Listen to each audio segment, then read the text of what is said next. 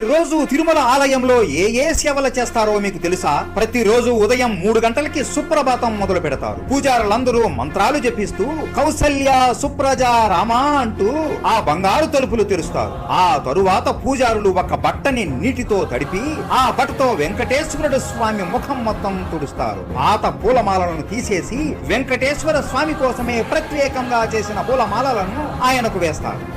వేడిగా పాలను ఉడికించి ఆ పాలని స్వామి వారి కాళ్ళ దగ్గర పెడతారు. ఆ తరువాత హోమాల సేవ మొదలు పెడతారు. రకరకాల పువ్వులతో మండపంలా నిర్మిస్తారు. ఆ తరువాత 5 గంటలకి కొలువు సేవ మొదలు పెడతారు. ఒక పూజారి పుస్తకాలని తెచ్చి వెంకటేశ్వరుడి ముందు కూర్చొని నిన్న ఆలయానికి భక్తులు ఎంత ధనాన్ని ఇచ్చారు, ఆలయ ఖర్చులు ఎంత అయ్యింది, అలాగే కుబేరుడికి వడ్డీ ఎంత కట్టారు అని ఇవన్నీ స్వామి వారికి చెప్పి ఆ రోజు తేదీ కూడా వెంకటేశ్వర స్వామికి చెబుతారు. ఇవన్నీ వెంకటేశ్వర స్వామి వింటూ లెక్కలు అన్ని రాసుకుంటాడు